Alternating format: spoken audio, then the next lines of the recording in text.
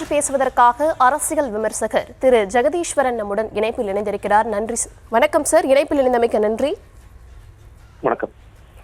காலையிலிருந்து தொடர்ச்சியா பார்த்துட்டு இருப்பீங்கன்னு நினைக்கிறேன். விஜய்க்கு கொடுக்கக்கூடிய அவருடைய ஆதரவாளர்களோட வரவேற்பையும் அன்பையும், அவருடைய வரவேற்பை மக்கள் கொடுக்கறத நீங்க எப்படி பாக்குறீங்க? அது மட்டும் இல்லாம விஜய் இன்னைக்கு என்ன பேச போறாரு அப்படின்ற ஒரு கேள்வி எழுது. ஏற்கனவே ஒரு மாநாட்டில் இன்னும் நிறைய விஷயங்களை பேசியிருக்கணும், ஆக்கப்பூர்வமா எதுவும் பேசல அப்படின்ற நிறைய விமர்சனங்கள் எழுப்பப்பட்டது. இந்த பிரச்சாரத்துல அவர் என்னென்ன விஷயங்களை பத்தி பேசினா மக்களுடைய கவனத்தை அவரால் ஈர்க்க முடியும் நீங்க நினைக்கிறீங்க? முதல்ல விஜய் மாதிரியான ஒரு உச்ச நட்சத்திரம் நீங்க ஒரு மாவட்டங்களை நோக்கி பயணிக்கும் பொழுது இந்த அன்பும் ஆதரவும் நீங்க அதிகப்படியாக தான் இருக்கும். இன்னைக்கு சினிமால ஒரு பெரிய சூப்பர் ஸ்டார் தான், அதுல எந்த மாற்று கருத்தும் இல்லை, பெரிய வசூல் மன்னனா தான் இருக்காரு. அப்படி இருக்கும் பொழுது அவருக்கான அன்பும் ஆதரவும் அதிக அளவில் தான் இருக்கும். நீங்க கேட்கிற கண்டென்ட் வைஸா விஜய் அவர்கள்ட்ட எதிர்பார்ப்புங்கிறது எப்பொழுதுமே இருக்கு. கட்சி துவங்கிய நாளிலிருந்து விஜய் இது குறித்து பேசுவாரா, அது குறித்து பேசுவாரா, ஆணவ படுகொலை குறித்து பேசுவாரா, தூய்மை பணியாளர்கள் பிரச்சனை குறித்து பேசுவாரா, யூஜிசியில கொண்டு வந்த மாற்றங்கள் குறித்து பேசுவாரா, கல்வித்துறையில் இருக்கிற சிக்கல்கள் குறித்து பேசுவாரா, மாநில கொள்கை கொண்டு வராங்கன்னா அதுல ஏதாவது கருத்துக்கள் இருக்கா அவருக்கு இப்படின்ட்டு பல விஷயங்கள் அவரிடம் எதிர்பார்ப்பு இருக்கு. ஆனால் அந்த எதிர்பார்ப்புக்கெல்லாம் என்னைக்குமே விஜய் பூர்த்தி செஞ்சது இல்லை. விஜய் எப்படின்னா இன்னைக்கு இந்த சுற்றுப்பயணமே கூட அவரை பொறுத்த வரைக்கும் மக்களை பார்த்து, அதாவது அவருக்கு வந்திருக்க கூட்டம் என்பது அவங்களை பார்த்து கையசிச்சாலே போதும், அதெல்லாம் வாக்குகளா கன்வெர்ட் ஆயிடும் அப்படின்னு நினைக்கிறாரு. அது ஓரளவுக்கு நடக்கலாம். ஏன்னா இந்த கூட்டம் என்பது விஜய் அவருடைய முகத்திற்காக வருகின்ற கூட்டம். விஜய் அண்ணாவை பார்த்தாலே போதும், நான் நைட்ல கண்ணு முடிச்சிட்டு இருக்கேன், விஜய் அண்ணா காலையில நான் 5 மணிக்கு கிளம்பி வந்துட்டேன் அப்படிங்கிற ஒரு கூட்டம். அந்த கூட்டத்திற்கு விஜயோடைய தரிசனம் ஒன்றுமே போதுமானதாக இருக்கு. ஆனா சிக்கல் என்னன்னா, இந்த கூட்டத்தால் மட்டுமே விஜய் அவர்கள் நினைக்கின்ற மாதிரி ஆட்சி கட்டல் அமர வைக்க முடியுமா முடியாதுன்னா நிச்சயமாக முடியாது. இது 10/10. அப்போ அந்த விஜய்க்காக வாக்களித்து அவர் ஆட்சி கட்டல் உட்கார வைப்பதற்காக ஒரு குரூப் எதிர்பார்க்கிறாங்க இல்லையா?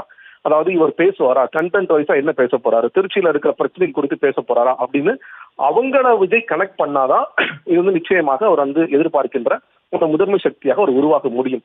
அதுதான் நம்ம எல்லாருடைய கேள்வியாக இருக்கிறது. விஜய் கண்டென்ட் வைஸா என்ன பேசுவாரு? மதுரை மாநாட்டை எதிர்பார்த்தும் ஒரு 1/2 மணி நேரம் இல்லை 3/4 மணி நேரத்துல பேச வேண்டிய பல விஷயங்களை பேசாமல் தவிர்த்து விட்டு சென்று விட்டார்.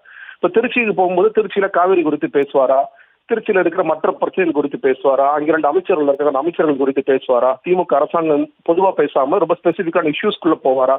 இப்போ நேரு நகராட்சி நிர்வாகத்துறை வச்சிருக்காருன்னா நகராட்சி நிர்வாகத்துறையில இருக்கிற முறைகேடுகள் அதெல்லாம் பேசுவாரா, இல்ல பள்ளி கல்வித்துறையில என்ன சிக்கல்கள் இருக்கு, அன்பில் மகேஷ் பையா அப்படிங்க இருக்காரு அப்படின்னு பேசுவாரான்னு இந்த எதிர்பார்ப்புகள் எல்லாரிடமும் இருக்கிறது. என்ன பேச போறாரு, என்ன விஷயத்தை கையில் எடுக்க போறாரு அப்படிங்கிறது இருக்கு.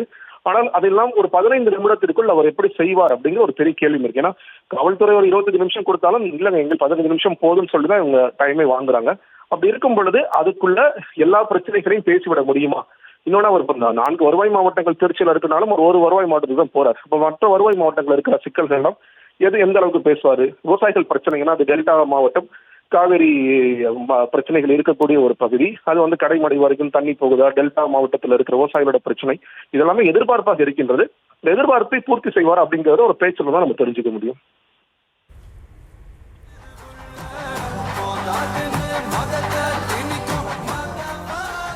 சார், அதே போல அவர் சனிக்கிழமைகளை மட்டும் சூஸ் பண்ணியிருக்காரு. இதற்கு பல்வேறு விமர்சனங்கள் வைக்கப்படுது. ஒரு அரசியல் விமர்சகரா நீங்க அதை எப்படி பாக்குறீங்க?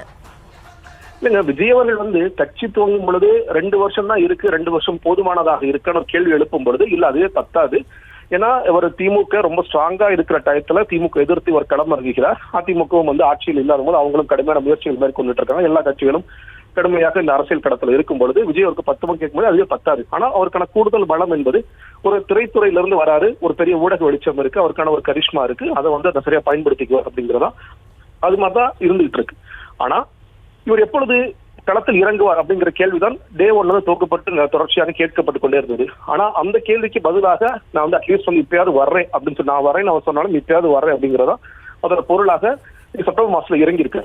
ஆனா அந்த செப்டம்பர்ல இருந்து டிசம்பர் வரைக்கும் போகின்ற பரப்புரை கூட நம்ம எதிர்பார்த்த மாதிரி அவர் தொடர்ச்சியாக இந்த சுற்றுப்பயணத்தில் இருக்க போகின்ற நடைபயணமாக போக போகிறார் அப்படின்னு எதிர்பார்க்கும் பொழுது இல்ல நான் ஒரு சனிக்கிழமை அரசியல்வாதி மட்டும்தான், சனிக்கிழமை மட்டும் தான் வெளியே வருவேன், ஒரு 3 மாவட்டத்தை டச் பண்ணி மறுபடியும் வீட்டுக்கு போயிடுவேன், மறுபடியும் பனையூர் போயிடுவேன் அப்படிங்கிறதா அவர் சொல்றாரு. இது மட்டுமே போதுமானதாக நிச்சயமாக போதுமானதாக இருக்கவே இருக்காது. நீங்க இந்த பாலிடிக்ஸ்ங்கிறது அரசியல்ங்கிறது 24/7 எல்லா நேரங்களிலும் ஒரு அரசியல்வாதி நாட்டுல என்ன பிரச்சனை நடக்குது, அந்த பிரச்சனைக்கு நம்மளுடைய மதிப்பீடு என்னவாக இருக்கு, இந்த பிரச்சனை நம்ம எப்படி பாக்குறோம், அதற்கு என்ன தீர்வுகள் கொடுக்க போறோம், அதுக்கு என்ன கண்டனங்கள் கொடுக்க போறோம், அதை தாக்க போறோம், விமர்சனம் என்ன கொடுக்க போறோம் அப்படிங்கறதா ஒரு அரசியல்வாதியோடைய தன்மையா இருக்கும். ஆனா விஜயோட தன்மை எப்படின்னு கேட்டீங்கன்னா, இல்ல வாரத்துல ஒரு நாள் மக்களை டச் பண்ணாலே போதுமான, அது கூட நான் சொல்றேன் இல்லையா, என்னோட ரசிகர்களுக்கு நான் வந்து அவங்களுக்கு கையடிச்சாலே போதும், அதுவே ஓட்டுகளை கன்வெர்ட் ஆகிடும் விஜய் நம்புறேன். ஏன்னா என்னுடைய முகம் தான் எல்லா இடங்களிலும் இருக்க போறது உங்கள் விஜய் நான் சொல்றதன் மூலியமாக நான் என்னுடைய முகத்தை காண்பித்தாலே போதும், அது எல்லாமே ஓட்ஸா கன்வெர்ட் ஆயிடும், நான் எந்த இஷ்யூஸும் பேச வேண்டாம் அப்படிங்கறதா அவரோட ஸ்ட்ராட்டஜியா இருக்கு. மறுபடியும் சொல்றேன், அதற்கு ஒரு வாக்கு வங்கி இருக்கா, நிச்சயமாக இருக்கு. ஒரு குறிப்பிட்ட அளவிற்கு பெண்கள், குறிப்பிட்ட அளவுக்கு இளைஞர்கள் இதெல்லாம் ஓட்டு போடுவாங்க. பட் அகைன் அது உங்களை ஒரு நல்ல சதவீதத்திலேயோ இல்ல ஒரு அப்போசிஷன் லீடராவோ இல்ல வந்து ஒரு சீஃப் மினிஸ்டரோ ஆக்குமான்னா அது ஆக்காது. அதை விஜய் வந்து புரிந்து கொள்ள மறுக்கிறார். இல்ல விஜய் சுத்தி இருக்கிறவங்க, இல்ல சார் இதுவே போதுமானது சார், நீங்க சும்மா கையை வச்சுட்டு போனீங்கனாலே போதும் சார், மக்கள் வந்து உங்களை நீங்க படுத்துக்கிட்டே ஜெயிக்கலாம் அப்படின்னு அவர்கிட்ட தப்பா ஃபீட் பண்ணிட்டு இருக்காங்க. ஏதோ ஒண்ணு அதனால ஒரு சனிக்கிழமை அரசியலே வந்து போதுமான ஒன்று அப்படின்னு ஒரு முடிவு எடுக்கிறார். இது ஓவரால பார்க்கும்பொழுது விஜயோட பொலிட்டிக்கல் இன்ட்ரெஸ்ட் காமிக்குது. விஜய்க்கு எந்த அளவுக்கு பொலிட்டிக்கல் இன்ட்ரெஸ்ட் இருக்கு அப்படிங்கிற ஒரு கேள்விதான் இது மையமா கொண்டு போது நான் பாக்குறேன்.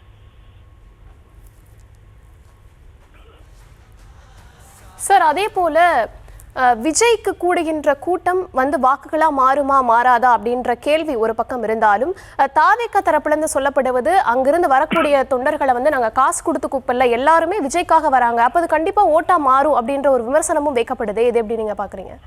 இல்லைங்க, மாறலாம். ஏன்னா இந்த கூட்டம் என்பது அதான் சொல்றேன் இல்லையா, இப்ப சில பேர் பேசும்பொழுது நம்ம பார்க்கிறோம், அவர்களுக்கு வந்து விஜயோடைய ஸ்ட்ரென்த் இல்ல தாவேக்கோட ஸ்ட்ரென்த் என்னன்னு கேட்டீங்கன்னா, சுத்தமாக அரசியலே எங்களுக்கு தெரியாது, இல்ல அரசியல் மயப்படாத ஒரு குரூப் தான் விஜயோடைய ஸ்ட்ரென்த்தாக இருக்கிறாங்க.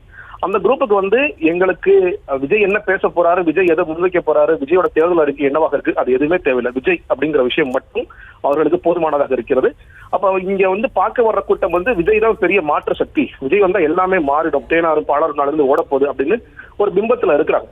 அன்பார்ச்சுனேட்லி நீங்க யாரு வந்தாலும் எதுவுமே ஓவர் நைட் மாறிடுமான மாறாது. அதாவது இப்ப அந்த ஆட்சி திமுக ஆட்சியை தொடருது, இல்ல அதிமுக ஆட்சி வருது, இல்ல பாஜக ஆட்சி வருது, யாரு வந்தாலும் ஒரே நாள்ல இல்ல ஒரே வருஷத்துல எல்லாம் மாறிடுமானா நீங்க மாறக்கூடிய சூழல். அந்த அரசியல் புரிதலே இல்லாத ஒரு தன்மையோட தான் தமிழக வெற்றி கழக தொண்டர்களும் அவங்க ரசிகர்களும் இருக்கிறாங்க.